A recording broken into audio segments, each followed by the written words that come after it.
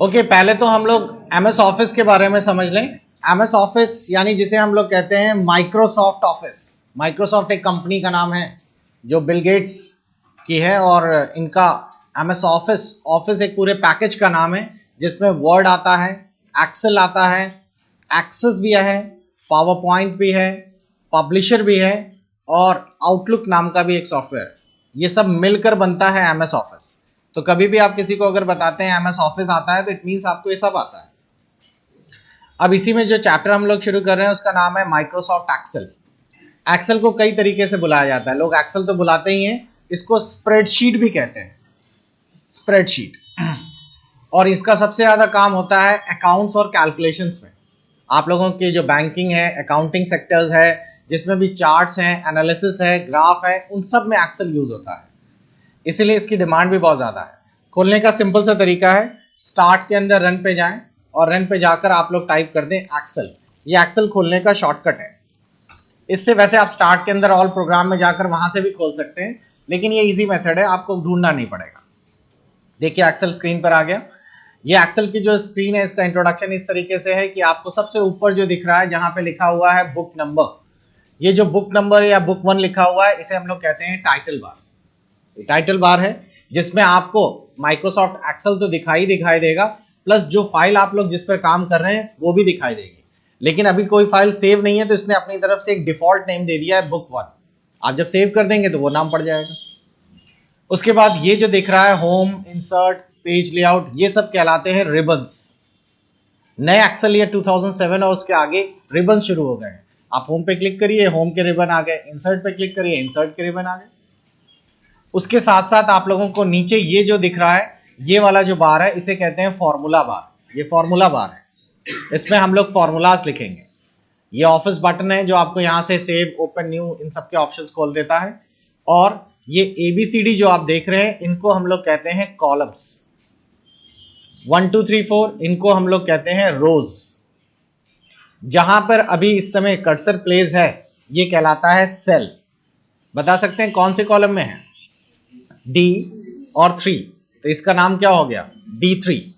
क्या कहीं पूरी शीट में दूसरा D3 होगा? पॉसिबल ही नहीं है। और ऐसा भी नहीं है कि ये Z के बाद खत्म हो जाएगा। आप देखिए, मैं अगर स्क्रीन स्क्रॉल कर रहा हूं, अगला एक Z के बाद A शुरू हो गया, फिर AZ, BA, बिल्कुल इस तरीके से चलता रहेगा।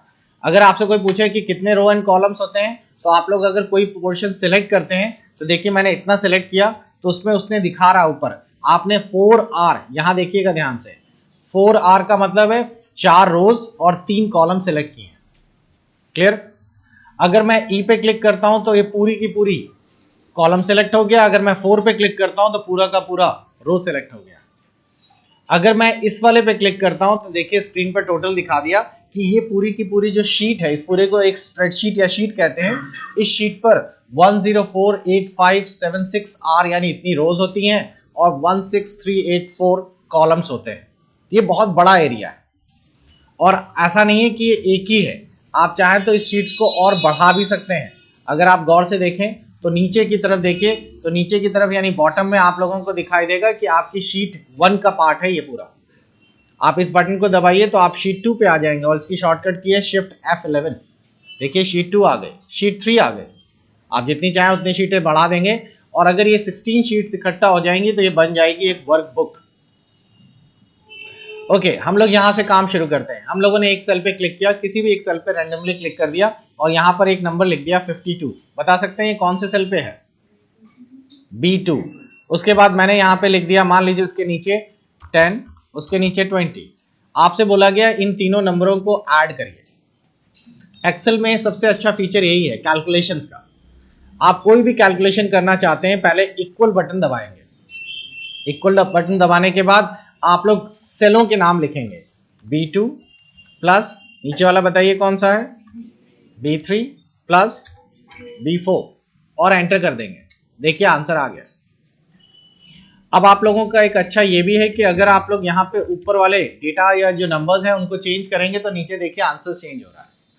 आप लोग कोई भी बना लीजिए फॉर्मूला, जैसे बगल में मैं एक और बना देता हूँ 50 और 4, और मैंने आपसे कहा इन दोनों को मल्टीप्लाई करिए। तो पहले क्या लिखेंगे? इक्वल 50 वाला सेल बताइए क्या है? E2 मल्टीप्लाई, मल्टीप्लाई के लिए स्टार यानी एस्ट्रिक साइन दबाना होगा। और 4 वाला कौन सा है? F4 नहीं F2, और बस एंटर कर दीजिए, ये हो गया। अब अगर आप यहाँ नंबर चेंज करेंगे आप देखेंगे आंसर भी चेंज होगा। क्लियर हो गया? बस इस तरीके से हमें शुरुआत करनी है। पहला एक छोटा सा गैजेट है, एक प्रोजेक्ट, वही आप बनाने वाले हैं। आप अपनी जरूरत के हिसाब से इसे खींच के छोटा बड़ा कर पाएंगे। ऊपर के कुछ बेसिक टूल्स देख लीजिए। तो सबसे पहले हम लोगों ने ऊपर हेडिंग डाल दी स्कूल गैजेट।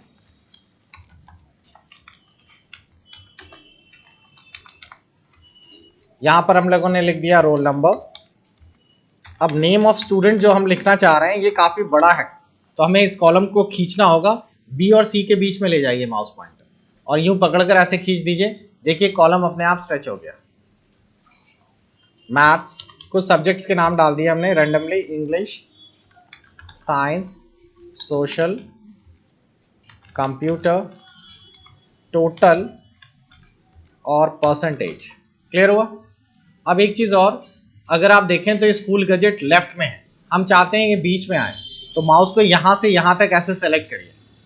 यूं सेलेक्ट हो गया माउस, और सेलेक्ट करने के बाद इस दिए गए मर्ज बटन पे क्लिक कर दीजिए। मर्ज बटन जो है ये आप लोगों के इन सेलों को मिलाकर सिलेक्ट करके एक बना देता है, और दोबारा करने से फिर से अनमर्ज हो जाएगा। ये टूल आपको पता ही है, साइज बढ़ाते हैं, बोल्ड, इटैलिक, अंडरलाइन, सिंपल सा है। और आप चाहें तो इसके अंदर पीछे बैकग्राउंड सेल कलर भी डाल सकते हैं इस तरीके से। अब हमने कुछ रैंडम फिगर्स या नंबर्स डालने शुरू किए यहाँ पर इस तरीके से।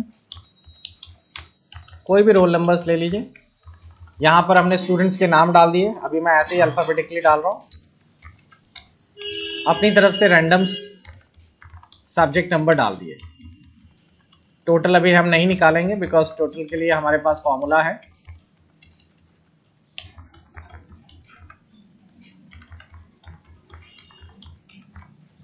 इस तरीके से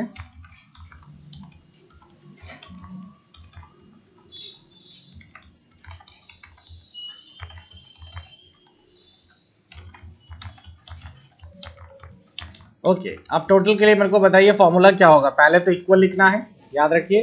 पहला सेल कौन सा है? C4 plus D4 plus E4 plus F4 plus G4। Simple, enter कर दीजिए, आ गया आंसर। लेकिन अभी आप पहली क्लास में हैं इसलिए मैंने आपको सिंपल फॉर्मूला बताया। अभी हम शॉर्ट ट्रिक यूज करेंगे। शॉर्ट ट्रिक से हमें इतना लंबा नहीं लिखना पड़ता, छोटा सा फॉर्मूला लिख दीजिए, अपने आप आ जाता है। वैसे मैं आपको एक बहुत सिंपल सा एक टूल भी बताने जा रहा हूं, अगर आप इस तरह नहीं यूज करना चाहते। और अच्छा हाँ, अगर फॉर्मूला गड़बड़ हो गया, कुछ देखना है तो इसके ऊपर क्लिक करिए, फॉर्मूला बार में देखिए ऊपर फॉर्मूला दिखाई भी दे रहा है।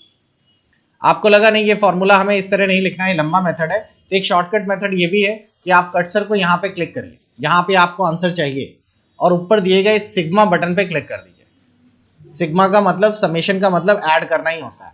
जैसे ही आप क्लिक करेंगे ये देखिए अपने आप इतना सेलेक्ट कर लिया उसने, और अब बस आपको एंटर करना है, उसने अपने आप ले लिया टोटल। आसान है ये। यही करते हैं आप। अब उसके बाद आपको नीचे वालों के लिए फिर से फॉर्मूला लिखने की जरूरत नहीं है। एक्सेल में एक टेक्निक है जिससे कि आप यूं पकड़कर अपने सेलों को नीचे तक ड्रैग कर दीजिए और कीबोर्ड की दबा दीजिए control D. Control D automatically formula नीचे रिपीट कर देगा। लीजिए हो गया हमारे फॉर्मूलाज नीचे। बगल वाले परसेंटेज पे क्लिक करिए और परसेंटेज निकालना है। आपके ये नंबर्स जो है 5 सब्जेक्ट में यानी 500 में है, तो हमें इसका परसेंटेज निकालना है। तो परसेंटेज निकालने के लिए पहले इक्वल लिखेंगे। इक्वल लिखने के बाद टोटल वाला सेल लिखेंगे। टोटल वाला सेल हमारा क्या है? H4 डिवाइड बाई 5 लिखेंगे। 5 इसलिए लिख दिया क्योंकि 500 का था, तो इसलिए 5 सब्जेक्ट के लिए 5 का एवरेज निकाल लिया हमने। लीजिए परसेंटेज भी आ गया, और इसको पकड़कर आप ऐसे ड्रैग कर दीजिए। मैंने कौन सी शॉर्टकट बताया था? कंट्रोल डी, और लीजिए हमारा ये परसेंटेज बन गया। इजी वे में तैयार हो गया। पूरी शीट को सिलेक्ट करिए और इसको थोड़ी सी फॉर्मेटिंग कर लीजिए। फॉर्मेटिंग टूल्स ये दिए गए हैं। सेंटर पे लाना, सेंटर आ गया। ऊपर की जो हेडिंग्स है इनको सिलेक्ट किया और इनको थोड़ा सा अलग कलर ले लिया हम लोगों ने, ऐसा। नीचे वाले सिलेक्ट किए और इनको हमने थोड़ा सा और लाइट शेड में कलर में भर दिया। इनकी लाइंस नहीं है, लाइंस के लिए हम लोगों ने ये आउटलाइन टूल यूज किया और ऑल बॉर्डर्स ले लिया। देखिए इसमें आउटलाइंस आने लगी। सिंपल। और आप लोग इसको जाके सेव कर दीजिए ऑफिस बटन में। एक चीज ध्यान रखिएगा, एक्सेल में जब आप फाइल सेव करते हैं तो वो फाइल सेव तो हो जाती है। अब देखिए मैंने इस फाइल का नाम दे दिया स्कूल। और जब मैंने सेव कर दिया तो फाइल सेव हो गई। आप ऊपर देखिए टाइटल में जहां बुक 1 था डिफॉल्ट नेम, अब वो नाम स्कूल हो गया है। एक चीज और, आपकी ये जो फाइल सेव होगी इसका एक्सटेंशन होगा एक्सेलएस। ये एक्सेल का डिफॉल्ट एक्सटेंशन होता है, इससे पहचान होती है ये एक्सेल की फाइल है।